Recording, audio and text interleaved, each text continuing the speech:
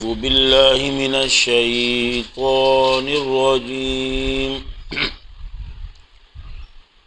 بسم الله الرحمن الرحيم. صراط الذين أنعمت عليهم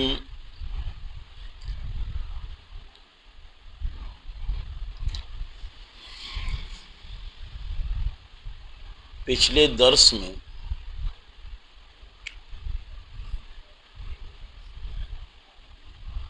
اللہ رب العزت کے دربار میں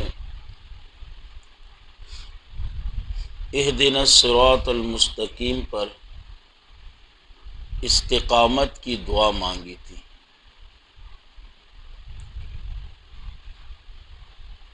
تو آج کے درس میں اسی دعا کو ذرا آگے لے کے چلتے ہیں۔ صراط الذین انعمت علیہم، راستہ ان لوگوں کا جن پر تو نے انعام فرمایا۔ یاد رکھیں یہ ایک نمایاں اور واضح روز روشن کی طرح ایک اصول ہیں کہ انسانی معاشرے میں انسان کی فطری قوتوں کی تکمیل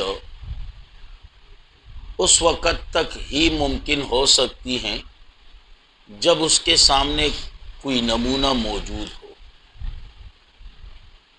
کیونکہ اسی نمونے کو دیکھ کر ہی انسان اپنی غلطیوں کی اصلاح کر کے اپنی زندگی کو اسی نمونے کے مطابق بنا لیتا ہے۔ جیسے کہ قرآن کریم کے اندر ہیں لَقَدْ كَانَ لَكُمْ فِي رَسُولِ اللَّهِ أُسْوَةٌ حَسَنَةٌ، اسی طرح حدیث کے اندر بھی ہیں۔ اب قرآن و حدیث کو سامنے رکھا جائے تو آپ صلی اللہ علیہ وسلم کی سیرت یہ بہترین سیرت ہے، بلکہ ہر نبی امت کے لیے بطور نمونہ ہوتا ہے، اور نبی کے بعد اس کے جو ماننے والے ہیں، اس کے جو تابعدار ہیں، وہ اوروں کے لیے نمونہ ہوتے ہیں، اور عام لوگ اسی طریقے پر انہی لوگوں سے اپنی فطری قوتوں کی تکمیل کرتے ہیں۔ تو صراط الذین انعمت علیہم میں اسی کا تذکرہ ہے۔ اب لفظی معنی میں کروں گا، لیکن ساتھ ساتھ مختصر تشریح کروں گا۔ صراط کہا جاتا ہے راستے کو، تو معنی کیا کریں گے؟ صراط الذین، راستہ ان لوگوں کا، انعمت علیہم، جن پر تو نے انعام فرمایا، جن پر تو نے انعام فرمایا۔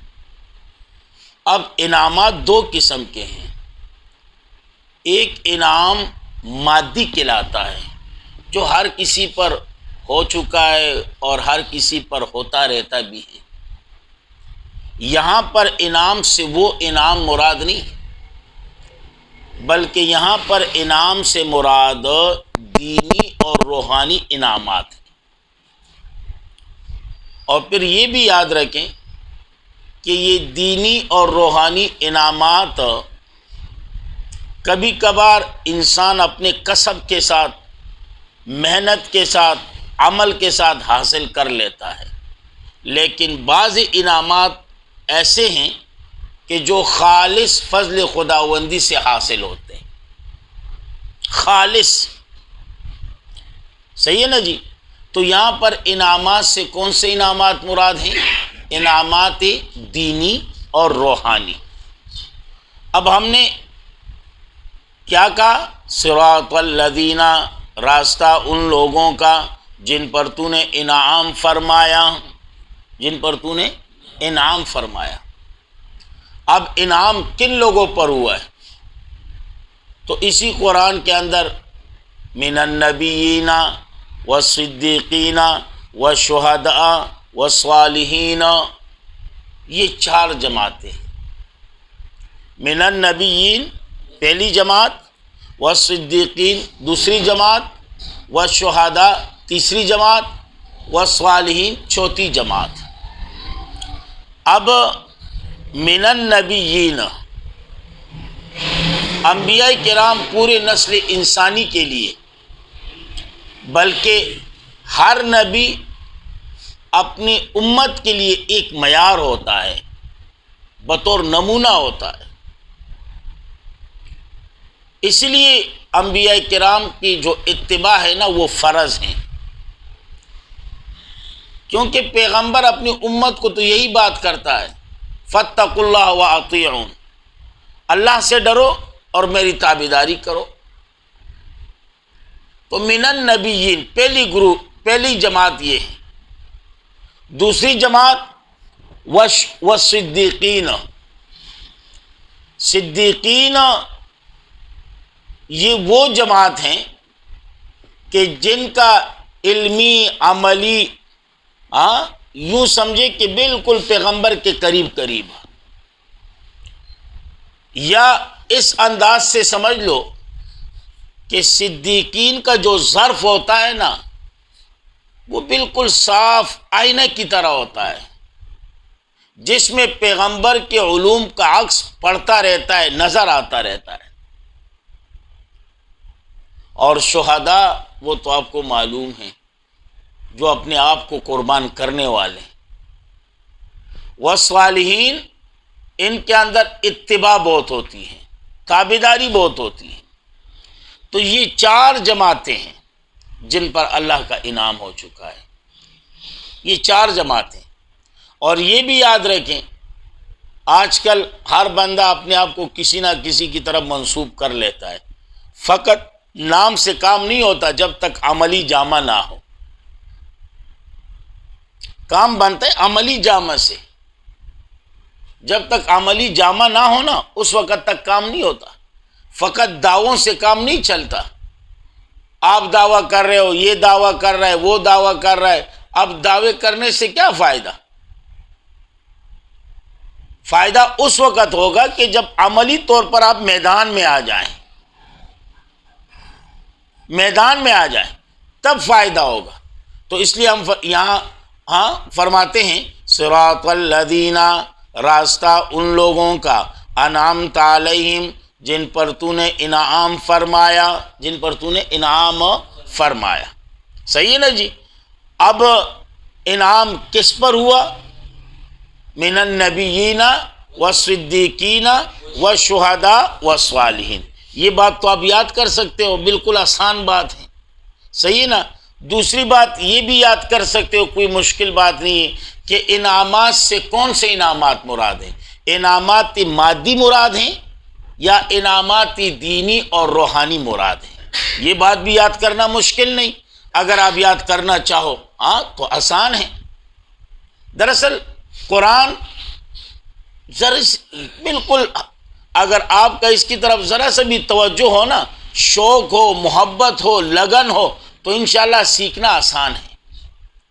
لیکن اگر توجہ نہ ہو، محبت نہ ہو، محنت نہ ہو تو بیٹھے رہو۔ اور الحمدللہ اللہ نے ہر بندے کو اچھا ذہن دیا ہے۔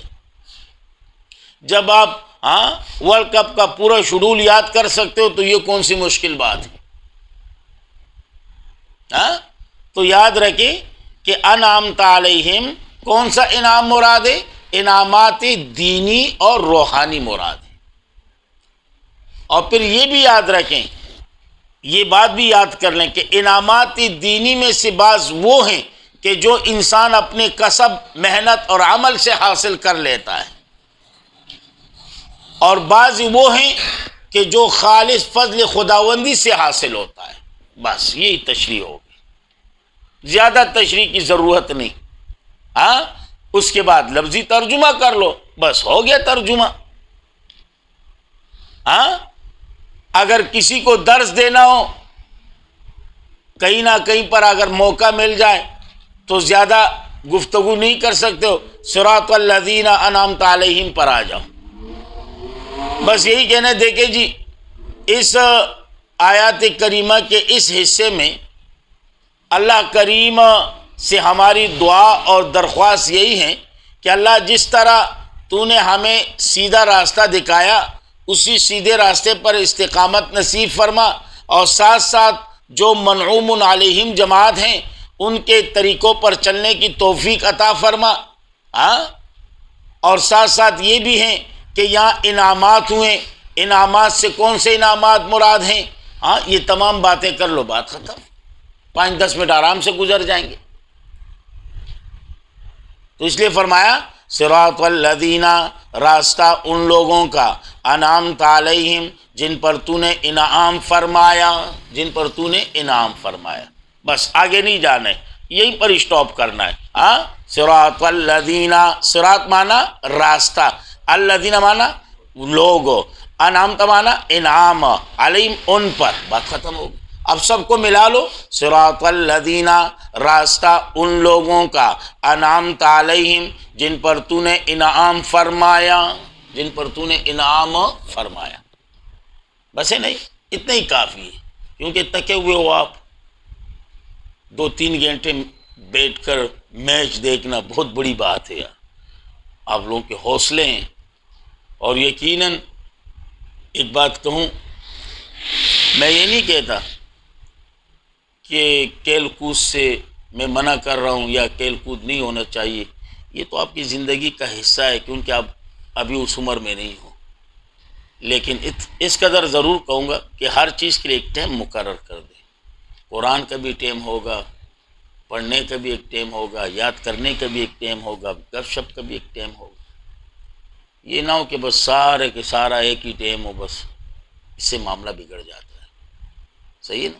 تو بس یہی یاد کر لیں، آگے انشاءاللہ غیر المغضوب علیہم ولا الضالین، یہ صورت ختم ہو جائے پھر انشاءاللہ جائزہ لوں گا اگر زندگی رہی۔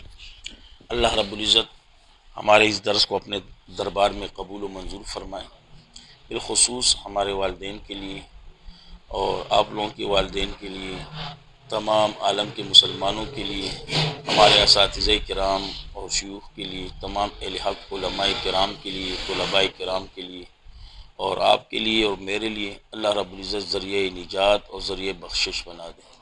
جس قدر مسلمان دنیا سے رخصت ہو چکے ہیں اللہ سب کی مغفرت فرما دیں، جس قدر بیمار ہیں اللہ سب کو شفاء کاملہ صحت کاملہ نصیب فرما دیں، جو پریشان حال ہیں اللہ ان کی پریشانیوں کو دور فرما دیں، جن کے ہاں اولاد نہیں اللہ ان کی جوڑیوں کو اولاد کے نعمت سے بھر دیں، جن کے ہاں نارینہ اولاد نہیں اللہ ان کی جوڑیوں کو نارینہ اولاد کے نعمت سے بھر دیں، جو صاحب اولاد ہیں اللہ ان کی اولاد کو ہماری اولاد سمیت اپنے دین میں قبول و منظور فرمائیں، اپنے دین کا سچا سپاہی بنائیں، اپنے پیغمبر کا سچا عاشق بنائیں، اپنے ماں باپ کا صحیح تابعدار فرمان بردار بنائیں۔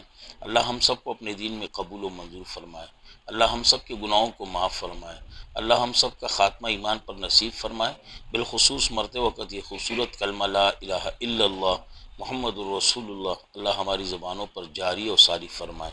وآخر دعوانا الحمدللہ رب العالمین۔